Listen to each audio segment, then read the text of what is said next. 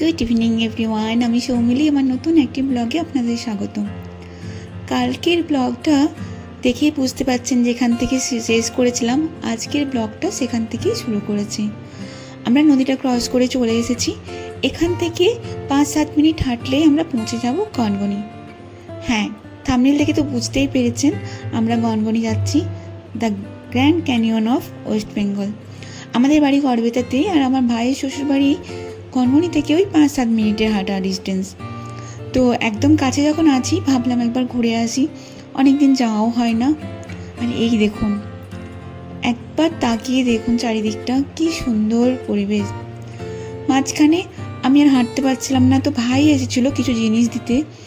ভাইকে বলতে ভাই আমাকে আর মেয়েকে নিয়ে আগে চলে এসেছে, আর তারপরে ওরা সব হেঁটে আসছে।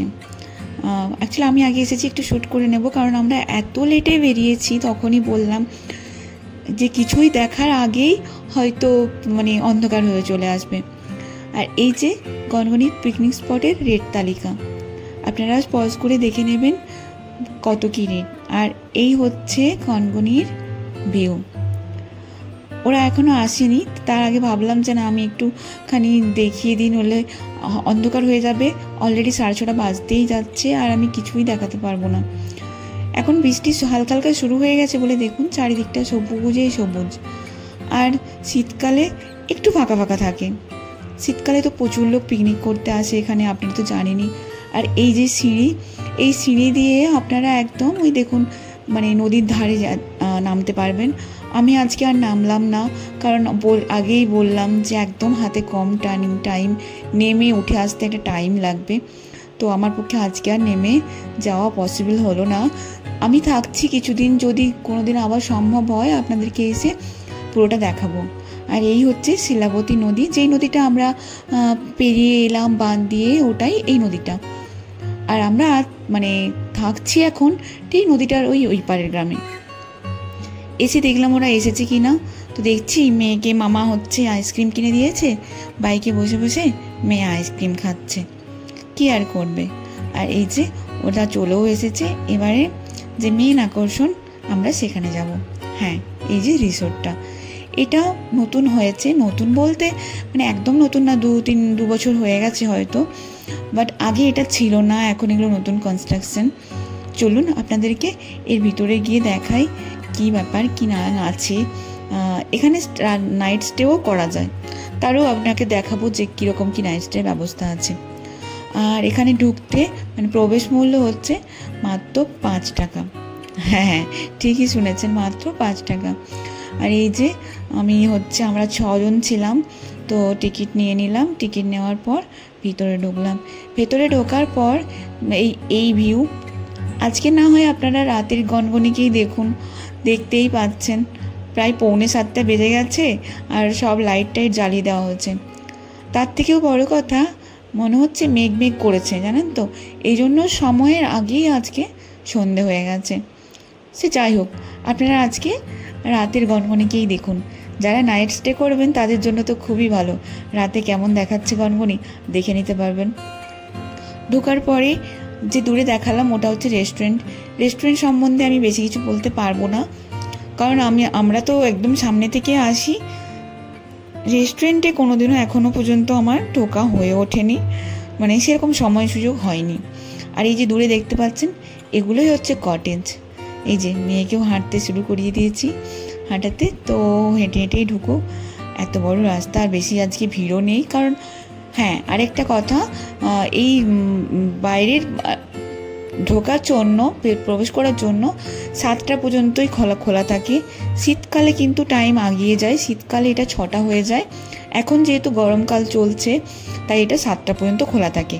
হ্যাঁ, যারা হয়তো রাতে নাইট স্টে করবেন তাদের জন্য আলাদা রকম ব্যবস্থা আছে। দূরে একটু বাচ্চাদের খেলার জন্য দোলনা, স্লিপার এগুলোও আছে। যারা আপনারা স্টে করবেন বা যারা ঘুরতে আসবেন এখানে বাচ্চাদেরকে খেলাতেও পারবেন। আর দেখুন একদম দূরে ছোট ছোট ঘর মতো, চালা ঘর মতো দেখাচ্ছে। এগুলো তো আমার খুবই ভালো লেগেছে। ধরুন যারা আমরা সামনে থেকে আসছি, একটু বাড়ি থেকে খাবার টাবার করে নিয়ে এসে বেশ এখানে জমিয়ে আড্ডা দিয়ে আপনারা খেতেও পারবেন। আর এই সামনের যে জায়গাগুলো দেখছেন, শীতকালে এলে পুরো ফুলে একদম ভরে থাকে। এখন যেহেতু গরমকাল, তাই এখন আর খুব একটা ফুল নেই।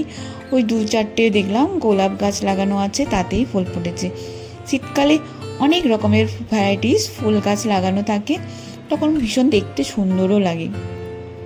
চলুন তাড়াতাড়ি আপনাদের বাকি অংশটা দেখিয়ে দিই, কারণ আর হয়তো 5-7 মিনিটের মধ্যে আমাদেরকে বেরিয়ে যেতে হবে। 7টা প্রায় বেজেই এসেছে। দূর থেকে এইরকমই দেখাচ্ছে, ওই যে গেট থেকে আমরা অনেকটা আগিয়ে চলে এসেছি। আপনাদেরকে দেখাই কটেজগুলো। এখানে 3টে কটেজ আছে। পার কটেজ মানে পার হেড ভাড়া হচ্ছে, মানে পার কটেজ 2000। আপনারা যদি থাকতে চান, যারা কলকাতায় থাকেন বা একটু শহরে থাকেন, একদিন একটু নিরিবিলি জঙ্গলের মধ্যে, চারিদিক সবুজ, একদম জঙ্গল বলবো না, মানে প্রকৃতির মধ্যে রাত কাটাতে চান, তাদের জন্য তো খুবই ভালো, আপনারা দেখতে পারেন। হ্যাঁ, যেহেতু 3টেই কটেজ আছে, চেষ্টা করবেন আপনারা বুক মানে করে আসার। যদি এখানে এসে বুক করে অ্যাভেলেবেল থাকে তবে তো পাবেনই। আর এই যে এটা হচ্ছে ভেতরে পুরো অংশটাই হচ্ছে বাউন্ডারি দেওয়া আছে, রাত্রে কোনো রকম কোনো ভয় নেই, বা সিকিউরিটিও থাকে ওখানে। আর এই যে পুরো অংশটাই, এটা হচ্ছে আপনার, এই দেখুন এরা পড়েছে ফুল গাছ নিয়ে। কি ফুল এটা বুঝতে পারছে না, আপনারা পারলে জানাবেন তো এটা কি ফুল। তারপর ফুল গাছ দেখা হয়ে গেল। এখানকার যে মেইন আকর্ষণ, চলুন সেটা আপনাদেরকে দেখাই। যদিও বা আমরা পুরোটা এক্সপ্লোর করতে পারিনি, কারণ একদম সন্ধ্যা হয়ে গেছিল। মেইন আকর্ষণ বলতে যেটা বলছিলাম, ওয়াচ টাওয়ার। এই ওয়াচ টাওয়ারটা আপনারা যদি একদম ওপরে ওঠেন তাহলে পুরো গনগনির ভিউটা একসাথে পাবেন। বাট আনফর্চুনেটলি আমরা উঠতে পারিনি, কারণ সময় কম ছিল। সেকেন্ড হচ্ছে আপনার এত কম লাইট ছিল সিঁড়িতে, আর আমার যেহেতু বাচ্চা নিয়ে গেছি, আমার মেয়ে সঙ্গে ছিল, আপনারা দেখেই বুঝতে পারবেন, দেখুন ভীষণ কম লাইট ছিল। তো এই জন্য আমরা পুরো ওপরে উঠিনি।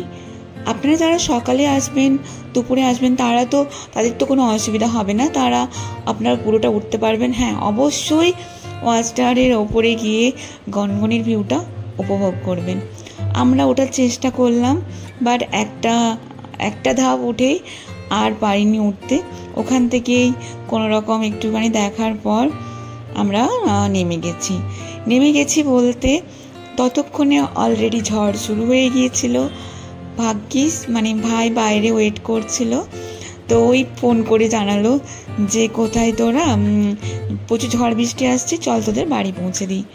ভালোই হলো, নইলে আমাদেরকে আবার এতটা ডিস্টেন্স হেঁটে যেতে হতো, আর অন্ধকারও হয়ে গেছিলো, কিভাবে যেতাম সেটাও হচ্ছে বড় প্রবলেম ছিল।